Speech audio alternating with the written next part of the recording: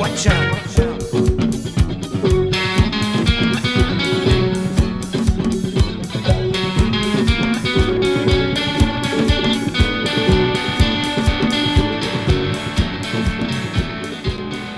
Hi, my name's Nigel. I am the singer and songwriter of the Plymouth-based indie funk band The Curve.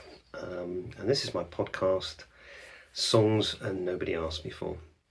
And welcome back. I've called it a podcast again. I feel like, it's just kind of like this mild dementia coming into me. I think that I just can't find words and keep forgetting things these days. Whatever it is. And this is about my fifth part, I think. And I'm soldiering on, still haven't released anything yet. And it's kind of slightly scary, thinking to myself, at some point I'm going to have to go for this. But I thought I would do an episode today, being a little bit more positive, because I was kind of thinking, well, if I just do something in which I complain about how difficult it is to succeed writing songs, things I've learned about that, failures, stuff, there's hopefully some amusing or interesting stories from that, and maybe something that's really useful in terms of learning stuff or thinking about how people move forward who don't succeed, or how you find peace in that, really. But I also thought, well, if it was that miserable and that difficult, why would I bother doing it, really? So I thought I'd talk about that today. I just want to wear that. I'm actually in my bit of merch here today as well. Look, I have the Curve t-shirt. This is the only one in existence in the world. I made one once, and I wear it from time to time. I also thought, hang on, I've got as well, as saying we had some sort of name badges, and here we are. Oh, badges. There we go. A little pin badge there. There's a few of these around. If you're interested, I'll happily work out how I send one to you, although it would be very expensive to send one. But that's the merch we have. That's it, really.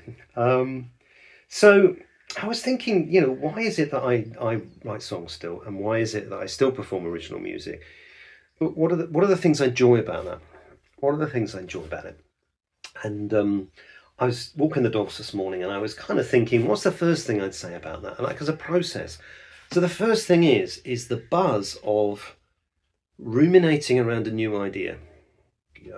So for me, I play the guitar a lot at home, but I generally, very egotistic. I play my own songs, and I work on new songs, and I don't really play other people's songs that much these days. I used to, but I don't now.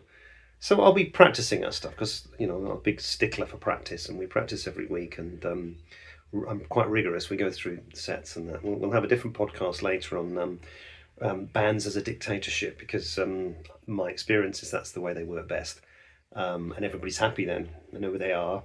Well, maybe that's just my perspective, because I'm always the dictator. But ruminating around an idea. So I'll be playing the guitar, and then usually you'll get, it's usually music. Sometimes it's a beat. Sometimes it's a song I've been listening to. Sometimes it's words.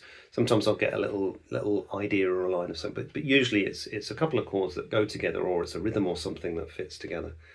And that's how the process begins. And I have good days and bad days of that. So I have good periods and bad periods, I think is better to say. So I'm not writing at the moment. It's not bothering me. It used to when I was younger, if I had periods where I didn't write.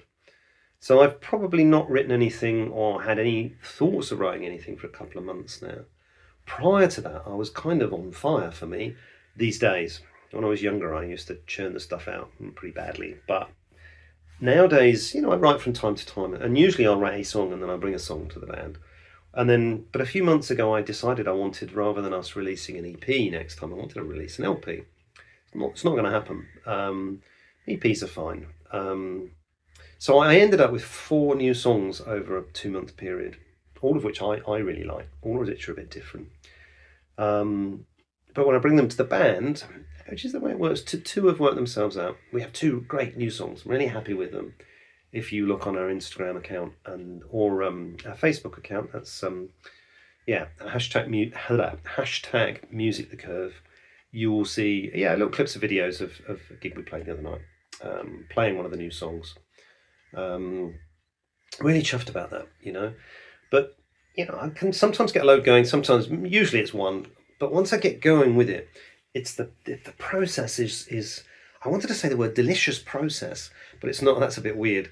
But delicious in as much as it's kind of this slight angst and a slight excitement. I want to play the thing the whole time. And maybe I end up with what I might call a chorus, or just a riff, or a verse. And then the songwriting bit kicks in, and again we'll talk about that in another episode in more detail. But it's hard to construct a song, but that becomes my niggle then, and it can become both uncomfortable and really enjoyable and obsessive as well. Not just both. There's three things. Enjoyable because I just don't want to play anything else. I just want to play this riff or this chorus again and again and again. Uncomfortable because then I think, well, where does it go?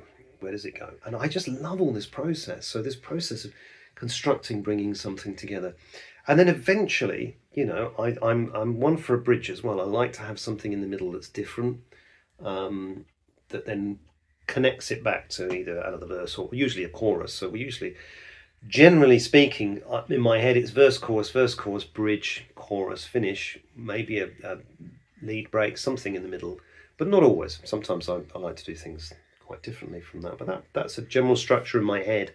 I'm aiming for at those times, and I love that process. So process number one, thing that makes me really happy is the coming across of an idea. And then the second part is the bringing that into a song. A third thing I love, and that really makes me a buzz, is I take it to the band. And I have this really awkward, sometimes I record it and I send them a recording, and or I'll go and I'll say, look, I've got a new song and I'll play it. That's a bit scary because sometimes I don't get a response. If I don't get a response within like about 3 seconds of sending a message, I get, they don't like it.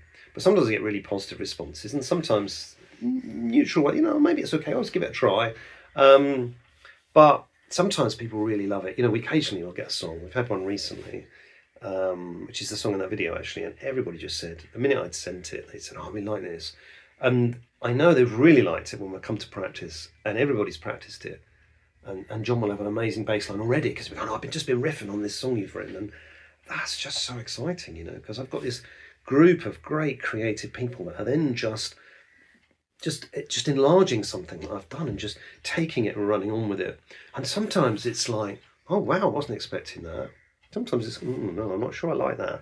But I'll generally go with it because very often their instincts are right, and where it goes between us all is grand, really. Then it evolves, and sometimes, those 4 songs, we worked quite hard on all of them. 2 of them, I want to come back to one of them because I think we could do it. One of them isn't going to work, which I'm disappointed in, because we did a sort of rough version and it worked really well, but then we've not been able to make it happen since. The other 2 are just great, they're grand, they worked out. So that's part, I think, I've lost track of numbers. Number 3, that is when a song is developed by the band. I love it. And then the next part really is just us playing it again and again. Every practice we'll play this song. There's one song we have of those 2 new ones called Everything Is Fine. And it's just become beautiful. We love it. And all of us, and every time I play it, John will go, oh, that's just such a great song. And Brad will go, oh yeah, it sounds so nice. I love that bit there. And we're kind of really enthusiastic. So they're getting enthusiastic about what I've written and what they've created together. I like that. And then, we have difficult gigs, but played a gig on, when was it? Thursday night, in the Millbridge Inn in Plymouth. Shout out to that because it was fantastic. A guy called Nick who was running the music. Really lovely to go somewhere where a guy's immediately talking about how he loves original music and he wants that. And great crowd, people really into it, and that's lovely. And that's probably my best bars. And if I see people, I saw a couple of people at the bar were just kind of moving while we're playing, and people were attentive and people nodding their heads, and I love it. It gives me such an ego buzz, I guess. But to watch people moving to something I have created and written and made myself, there's no beating it. Just as it can be crushing when you're playing somewhere and you play something that you think, wow, I wrote this, nobody's listening, and you just think, oh, but when people are into it, it's just nothing like it. And early days when we were playing in London, and we had crowds that were quite hostile or people weren't really into it, I'd always seek out the one person. There always was somebody who was attentively watching and listening to our music. I just focus on them, and I've done that ever since. And I think there's one person I've touched there, one person I've been able to get into what we're doing, and it's nothing like it. I love it. I really love it, and I would never get that, and I don't. When I've done acoustic cafe things in the past, when I played on my own, and I'd do a cover, and people love what I was doing, but I never get the same sense of reward for that, because it wasn't mine. It was me playing somebody else's song. And from all of that, at the end, of course, we have the sort of sense of being able to put stuff out on like Spotify and Apple Tunes or whatever it's called, because I don't do the Apple stuff, but whatever, all these different forums, which was something I could never do when I was younger. And again, it's very exciting having my stuff out on, say, Spotify, doing covers for that artwork, which John often does, which is, some of them are stunning. If you have a look at the pen and ink drawing on our last album, Mr. Universe, that's a flag, isn't it? But have a look at it. Oh, it's stunning. If I can find I've seen the original. I want to get the original printed and sort of framed, and it's stunning. It's this big, and it's just so much detail in it. You just got to look at it, really. It's amazing. But I love that. I love all of that. Being out there with it. We do little videos for it. I make those often. John hates them, what I do, but I love them, and they're just fun. And just I managed to do this video of something, and I spent hours editing these little videos on my phone, and I love all of that. Really, it gives me a big buzz.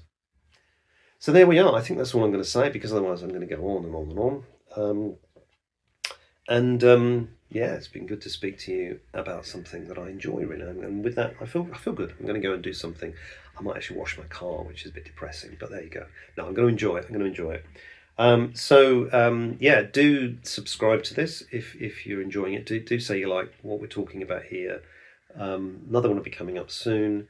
And do, the band, do follow us on Facebook, Instagram, Spotify.